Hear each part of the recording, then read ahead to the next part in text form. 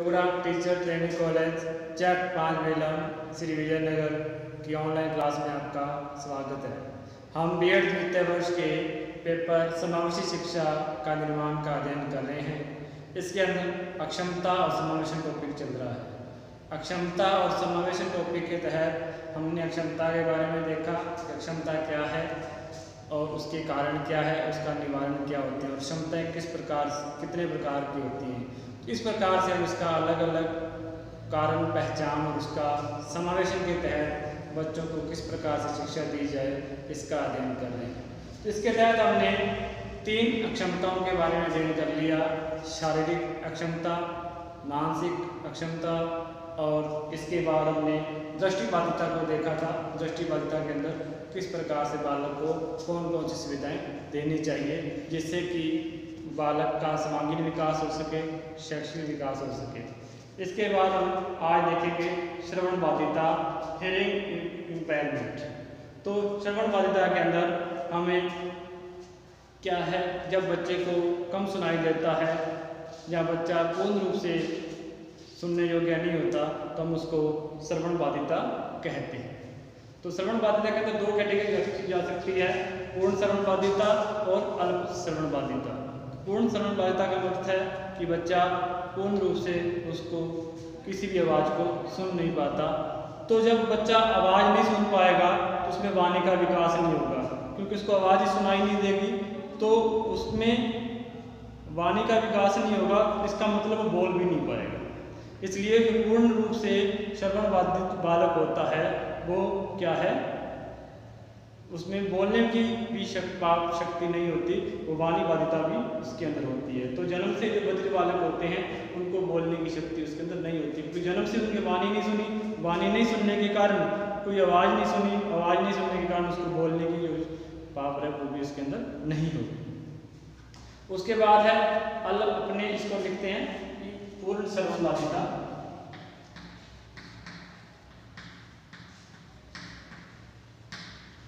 ऐसा बालक जिसमें सुनने की शक्ति बिल्कुल भी नहीं है, पूर्ण श्रवण बाधिता होगा। दूसरा है अलग श्रवण बाधिता। इसके अंदर बालक को ऊंचा सुनता है और ऊंचा सुनने के साथ ही क्या है, इसकी भी कई कैटेगरियां होती हैं, जिसके अंदर कहीं को तो थोड़ा सा कम सुनता है, किसको और कम सुनता है, क्या है बिल्कुल ही कम सुनता है। तो इसमें अपने इस 3 कैटेगरी के अंदर इसको बांट सकते हैं, साधारण, मध्यम और गंभीर। तो पहले है साधारण श्रवण बाधिता।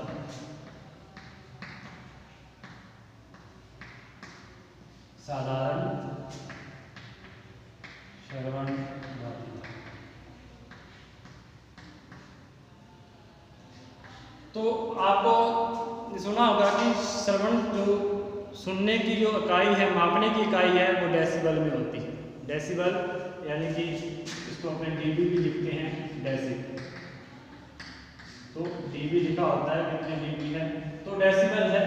तो मानव की सुनने की शक्ति है वो 1 से 130 130 तक होती है, 130 डेसिबल। यानी कि इससे अधिक यदि ऊंची आवाज़ सामान्य बालक के कान में पड़े तो कान खराब हो सकता है, सुनने की शक्ति जा सकती है। तो अधिकतम जो डेसिबल होता है 130 होता है, 130 डेसिबल होता है। इससे अधिक आवाज़ यदि जैसे कोई डीजे चल रहा है, कोई और धमाका हुआ, इससे ऊंची आवाज़ है जिससे क्या है, कान खराब हो सकता है, कान का पर्दा खराब हो सकता है, सुनने की शक्ति जा सकती है। इसी डेसिबल के आधार पर हम श्रवण बाधिता को मापते हैं। तो श्रवण बाधिता का मापने की जो इकाई है वो डेसिबल है, ये बात अपने को ध्यान रखनी है। साधारण श्रवण बाधिता का मतलब है ऐसा जो बालक है वो 65 डेसिबल तक की आवाज़ को सुन लेता है, 65 डेसिबल की आवाज़ को सुन लेता है। यानी कि इसके अंदर बहुत कम जो श्रवण बाधिता होती है, सामान्य से तो वो क्या उसकी श्रवण बाधिता कम होती है, लेकिन 65 डेसिबल तक की वो आवाज़ को वो सुन लेता है। इसके साथ ही आगे है अपने मध्यम श्रवण बाधिता। मध्यम श्रवण बाधिता के अंदर है, जिसके अंदर अपने कह सकते हैं कि इसके अंदर बालक क्या है 70 डेसिबल तक की आवाज को उससे नीचे वाली आवाज नहीं सुन पाता, तो इसकी जो श्रवण क्षमता होती है वो 70 डेसिबल होती है। इसके साथ जो अपने गंभीर कह सकते हैं कि गंभीर श्रवण बाधिता है।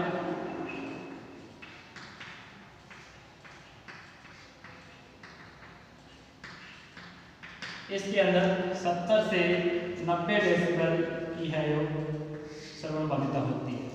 90 से 70 डेसिबल की जो गंभीरता है इसके अंदर होती है, और 90 से ऊपर वाले को अपने पूर्ण श्रवण बाधिता के अंदर रखते हैं।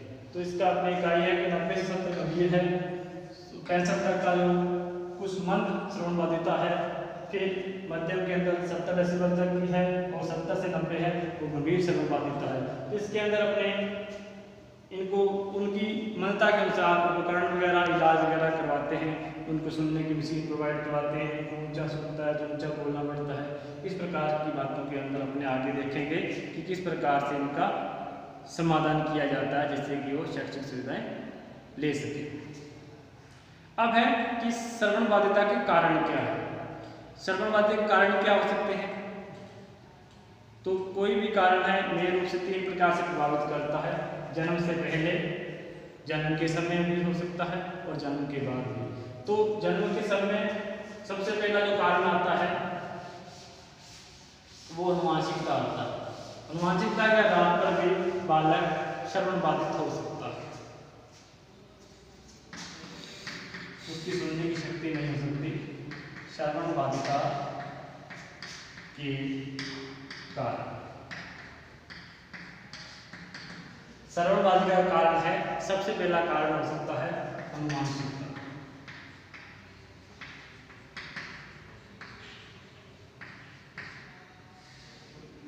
अनुवांशिकता के कारण यदि माता पिता श्रवण बाधित हैं तो बालक भी क्या है, उनका जन्म भी श्रवण बाधित के रूप में हो सकता है, और इसके अंदर क्या है वो बालक जन्म से ही क्या है सुनने की शक्ति खो देता है, सुन नहीं पाता, और सुन नहीं पाएगा जन्म से तो वो उसको बोलने की शक्ति भी उसके अंदर नहीं होती।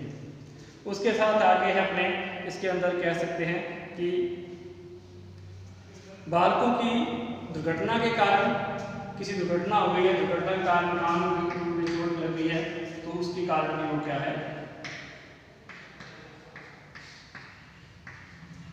कोई दुर्घटना के कारण या चोट के कारण इस प्रकार की चीजें वो क्या है श्रवण बाधिता का कारण बनती है। इसके बाद है बहुत अधिक तेज ध्वनि सुन लेना। जैसे हमने पहले भी कहा था कि 130 से ऊपर वाली जो ध्वनि है वो क्या है एक मानव के लिए खतरनाक है। तो बहुत अधिक तेज ध्वनि सुन लेना, बहुत अधिक तेज ध्वनि सुनना, तो इसके अंदर बहुत अधिक तेज ध्वनि सुनना इसका कारण बन सकता है, दुर्घटना का कारण बन सकता है, अनुवांशिकता कारण है, और जन्म के समय भी इस प्रकार की जो दुर्घटना है वो उसका कारण बन सकती है। और इसके अंदर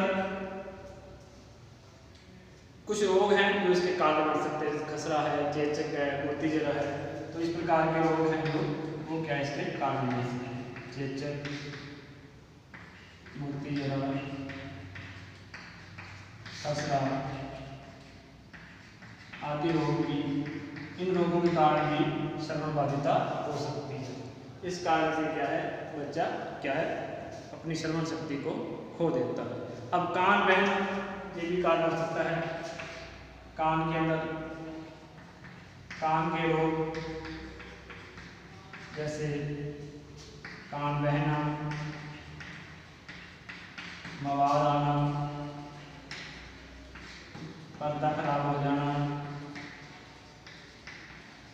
ये सारे कारण हैं जो श्रवण बाधिता के हो सकते हैं। तो अनुवांशिकता हो सकती है, दुर्घटना हो सकती है जन्म के बाद में, बहुत अधिक तेज आवाज सुन लेना, चेचक, मोतीजरा, खसरा रोग है, इसका कारण भी क्या है श्रवण बाधिता हो सकती है। कान के रोग, इस प्रकार से कान बहना शुरू हो जाता है, मवाद आना शुरू हो जाता है, तो वो भी खराब हो जाता है। इस कारण से हम देख सकते हैं कि इसके जो निम्नलिखित है, तो जन्म के समय असावधानी, जैसे हमने देखा था कि जन्म के समय कुछ प्रकार की मेडिकल असावधानी हो जाती है, जिसके कारण क्या है, कान का नुकसान हो सकता है। जन्म के समय ऐसा होता है।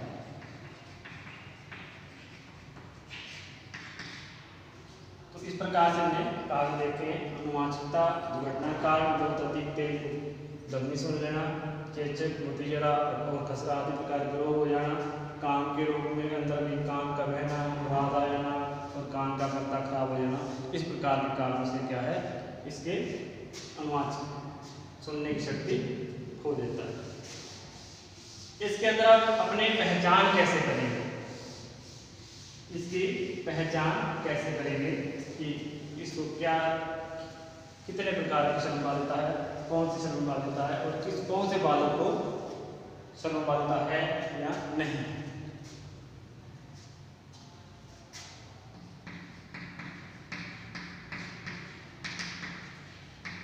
श्रवण बाधिता बालकों की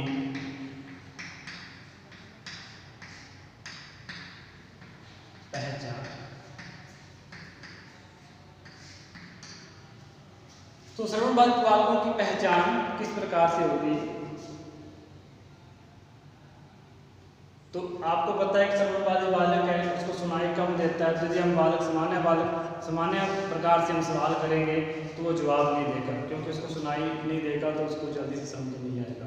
तो इस प्रकार से हम कह सकते हैं कि सामान्य बोलने पर जवाब न दें, क्योंकि उसको कम सुनाई देता है, तो उसको सामान्य तरीके से जब बोलेंगे, सामान्य वाणी में बोलेंगे, तो उसको क्या है, वो बोलने के लिए या जवाब देने के लिए तैयार नहीं होगा। सामान्य बोलने पर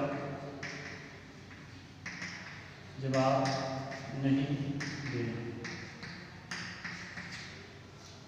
तो इसको क्या थोड़ा सा ऊंची आवाज में या स्पेशल उसके पास जाकर के उससे पूछना पड़ेगा, तभी वो क्या है, उसको सुनेगा और उसको समझेगा। इस प्रकार से वो क्या है, सामान्य जो आवाज़ में हम बोलते हैं उसका जवाब नहीं दे पाता। उसके बाद शिक्षक को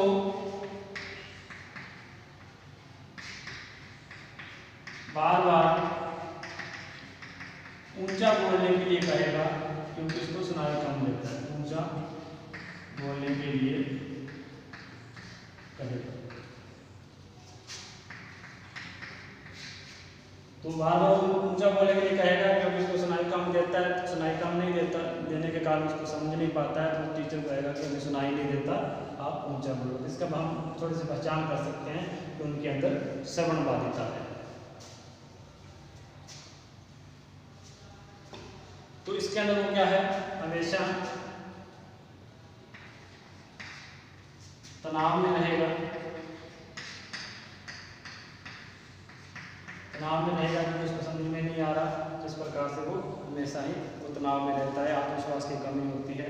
इस प्रकार से वो क्या है, इसके कारण वो तनाव में रहने के कारण समझ नहीं पाता है, तो इसका मतलब इसको सुनने की शक्ति इसके अंदर है, सुनने की शक्ति इसके अंदर नहीं है, और जिसके कारण वो क्या है, तनाव में रहेगा। आत्मविश्वास में कमी भी आएगी, ये भी देख सकते हैं।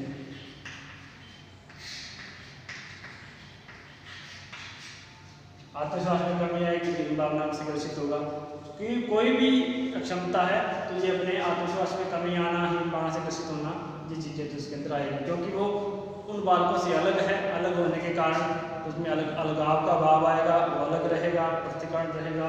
पृथक्करण रहने के कारण उसके अंदर तनाव रहेगा, तनाव रहने के कारण आत्मविश्वास की कमी होगी, और आत्मविश्वास की कमी होगी तो वो बालक हीन भावना से ग्रसित होगा। हीन भावना से ग्रसित होगा तो वो कुंठा से ग्रसित हो जाएगा, और कुंठा से ग्रसित होने से बालक कुसमझित हो जाता है। इस प्रकार से आगे जो रोग है वो बढ़ते जाते हैं। तो तनाव में रहना, आत्मविश्वास में कमी आना, इस प्रकार से हम देख सकते हैं कि इसके अंदर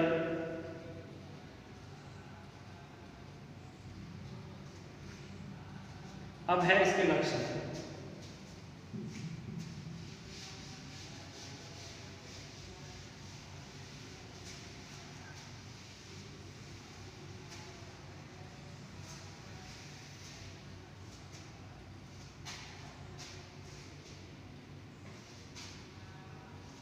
तो लक्षण के अंदर अपने पहचान है तो पहचान के आधार पर उसके लक्षण अपने आ सकते हैं कि वो आत्मविश्वास में कमी रहेगी, उसमें तनाव में कमी रहेगी।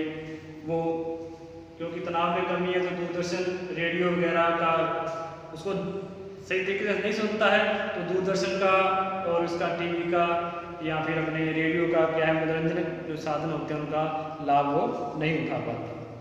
इस प्रकार से उसका जो बौद्धिक विकास है वो भी देरी से होता है और वो क्या है बालक सामाजिकता का अभाव के अंदर चला जाता है। तो इसका प्रकार से हम अपने देखते हैं कि उसके अंदर शैक्षिक सुविधाएं किस प्रकार की होनी चाहिए।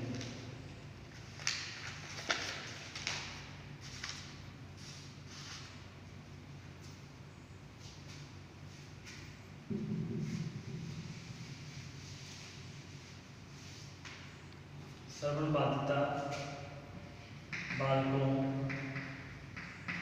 की शैक्षिक सुविधा।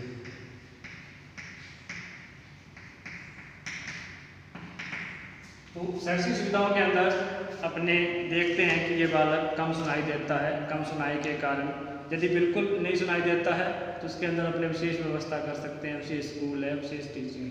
लेकिन कम सुनाई देने वाले को हम समावेश शिक्षा के अंदर ले सकते हैं और समावेश शिक्षा के तहत हम उनके लिए क्या है जैसे कक्षा में पास बिठा लेना, जैसे टीचर सामने हैं तो उसके पास बिठाना जिसके कारण वो आवाज़ को सुन सके। तो कक्षा में क्या है सामने बिठाया जाए, पास में बिठाया जाए।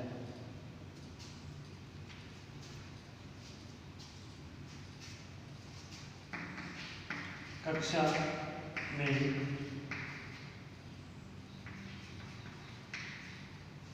आगे की तरफ शिक्षक के पास बिठाया जाए।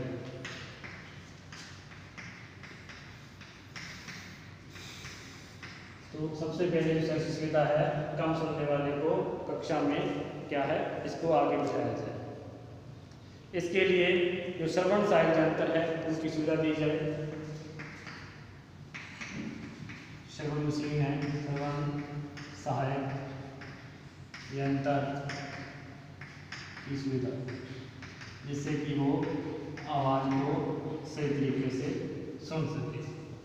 इसके बाद अपने कक्षा की आगे पंक्ति में हो गया श्रवण सहायक यंत्र है, रेडियो, टेप रिकॉर्डर, दूरदर्शन, ऑडियो वीडियो कैस्ट का उपयोग इसके अंदर करना चाहिए। इस प्रकार से हम इसके अंदर दूरदर्शन, रेडियो और कम सुनाई देता है तो वो क्या है उसको बार बार सुनेगा, तेज आवाज में सुनेगा तो समझ में आ जाएगा। तो रेडियो, टेप रिकॉर्डर, दूरदर्शन आदि की सुविधा।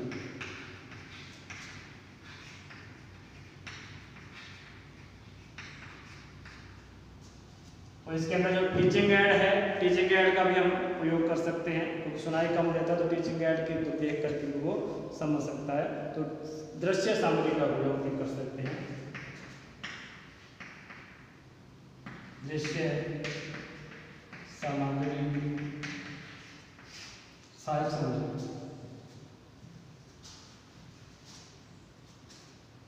दृश्य शिक्षण सहायक जिसको हम TLM बोलते हैं, टीचिंग लर्निंग मटीरियल, शिक्षण सहायक सामग्री का उपयोग कर सकते हैं।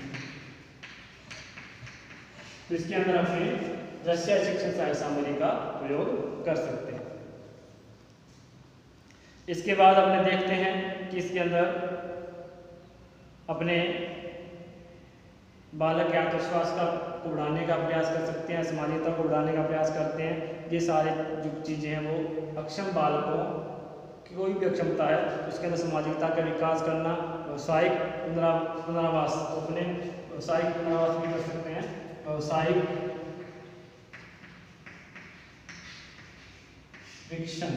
शिक्षण देना जिससे कि वो बालक समाज में रहकर आत्मनिर्भर रूप से क्या है रह सके। तो व्यावसायिक प्रशिक्षण देना इस प्रकार से हम उसकी सुविधा देते हैं। सामाजिकता का विकास तो है ही, इसके अंदर हो भी सकता है। तो इसके अंदर क्या है, शैक्षिक भ्रमण को भी बढ़ावा देना है। शैक्षिक भ्रमण को बढ़ावा, शैक्षिक भ्रमण को बढ़ावा देने का अर्थ यही है कि जैसे वो शैक्षिक भ्रमण में जाएगा तो उन वस्तुओं को वास्तविक रूप से अवलोकन करेगा। अवलोकन करने के साथ ही क्या है, वो उन वस्तुओं को समझ सकेगा, जिसके कारण कि वो उन बच्चों को उन चीज़ों को समझ करके उसका ज्ञान प्राप्त कर सकेगा। इस प्रकार से हम देखते हैं शैक्षिक सुविधाओं के अंदर बच्चे को आगे तरफ बढ़ाया जाना चाहिए, उसके सहायक यंत्रों की सुविधा देनी चाहिए।